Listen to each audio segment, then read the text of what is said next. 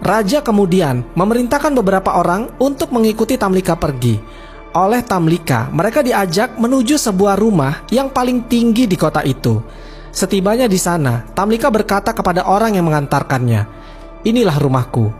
Pintu rumah itu lalu diketuk. Keluarlah seseorang laki-laki yang sudah sangat lanjut usia. Sepasang alis di bawah keningnya sudah sedemikian putih dan mengkerut hampir menutupi mata karena sudah terlampau tua.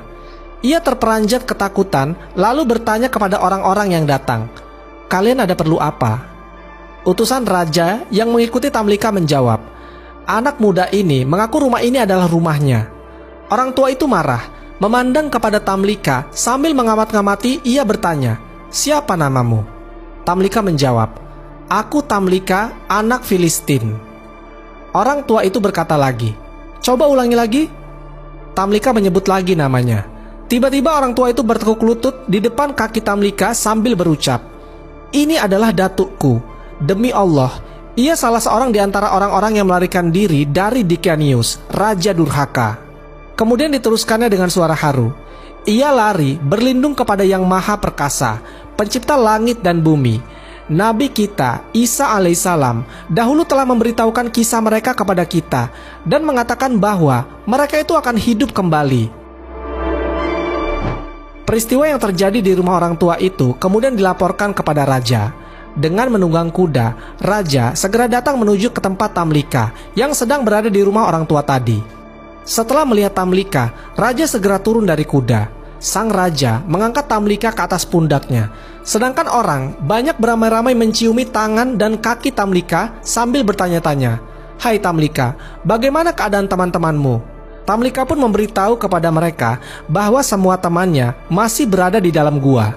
Pada masa itu, kota Apesus diurus oleh dua orang bangsawan istana.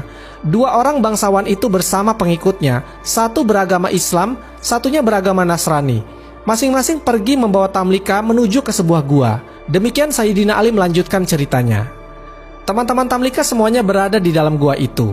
Setibanya dekat gua, Tamlika berkata kepada dua orang bangsawan dan para pengikut mereka, "Aku khawatir kalau sampai teman-temanku mendengar suara tapak kuda atau gemerincing senjata, mereka pasti menduga Dicanius yang datang dan mereka bakal mati semua. Oleh karena itu, kalian berhenti saja di sini. Biarlah aku sendiri yang akan menemui dan memberitahu mereka." Semua berhenti menunggu dan Tamlika masuk seorang diri ke dalam gua. Melihat Tamlika datang, teman-temannya berdiri kegirangan dan Tamlika dipeluk kuat-kuat. Teman-temannya berkata pada Tamlika, "Puji dan syukur bagi Allah yang telah menyelamatkan dirimu dari Dicanius." Tamlika menjawab, "Ada urusan apa dengan Dicanius? Tahukah kalian, sudah berapa lamakah kita tinggal di sini?" Mereka menjawab, "Kami tinggal sehari atau beberapa hari saja." "Tidak," sangkal Tamlika. "Kalian sudah tinggal di sini selama 309 tahun. Dicanius sudah lama meninggal dunia. Generasi demi generasi sudah lewat silih berganti, dan penduduk kota itu sudah beriman kepada Allah yang Maha Agung. Mereka sekarang datang untuk bertemu dengan kalian." Lalu teman-teman Tamlika berkata, "Hai Tamlika, apakah engkau hendak menjadikan kami ini orang-orang yang menggemparkan seluruh jagat?" Tamlika bertanya, "Lalu apa yang kalian inginkan?"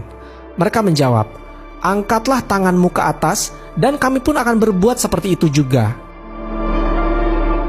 Mereka bertujuh semua mengangkat tangan ke atas kemudian berdoa, "Ya Allah, dengan kebenaran yang telah Kau perlihatkan kepada kami tentang keanehan-keanehan yang kami alami sekarang ini, cabutlah kembali nyawa kami tanpa sepengetahuan orang lain." Allah Subhanahu wa Ta'ala mengabulkan permohonan mereka, lalu memerintahkan malaikat maut mencabut kembali nyawa mereka. Kemudian Allah Subhanahu wa Ta'ala melenyapkan pintu gua tanpa bekas. Dua orang bangsawan yang menunggu-nunggu segera maju mendekati gua, berputar-putar selama 7 hari untuk mencari-cari pintunya, tetapi tidak berhasil. Tak dapat ditemukan lubang atau jalan masuk lainnya ke dalam gua. Pada saat itu, dua orang bangsawan tadi yakin tentang betapa hebatnya kekuasaan Allah Subhanahu wa Ta'ala. Dua orang bangsawan itu memandang semua peristiwa yang dialami oleh para penghuni gua sebagai peringatan yang diperlihatkan Allah Subhanahu wa Ta'ala kepada mereka. Bangsawan yang beragama Islam lalu berkata, Mereka mati dalam keadaan memeluk agamaku. Akan kudirikan sebuah tempat ibadah di pintu gua itu." Sedang bangsawan yang beragama Nasrani berkata pula, "Mereka mati dalam keadaan memeluk agamaku. Akan kudirikan sebuah biara di pintu gua itu."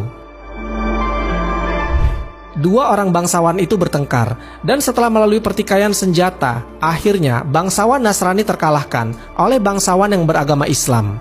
Sampai di situ, Ali bin Abi Thalib berhenti menceritakan kisah para penghuni gua, kemudian berkata kepada pendeta Yahudi yang menanyakan kisah itu, "Itulah hai Yahudi, apa yang telah terjadi dalam kisah mereka?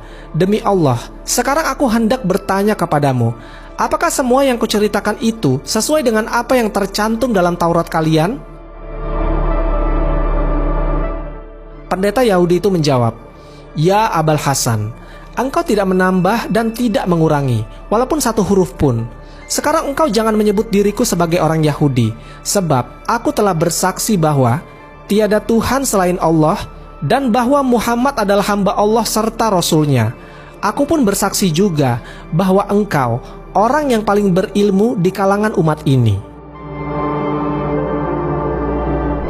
Ingatlah, tatkala pemuda-pemuda itu mencari tempat berlindung ke dalam gua, lalu mereka berdoa, "Wahai Tuhan kami, berikanlah rahmat kepada kami dari sisimu, dan sempurnakanlah bagi kami petunjuk yang lurus dalam urusan kami ini." Al-Quran Surat Al-Kahfi ayat ke-10. Wallahu a'lam bishawab. Semoga kisah ini bermanfaat. Lebih dan kurangnya mohon dimaafkan. Yang benar datangnya dari Allah Subhanahu wa Ta'ala. Khilaf atau keliru itu datangnya dari saya pribadi sebagai manusia biasa. Sampai ketemu di kisah-kisah seru yang penuh makna selanjutnya. Saya akhiri. Wassalamualaikum warahmatullahi wabarakatuh.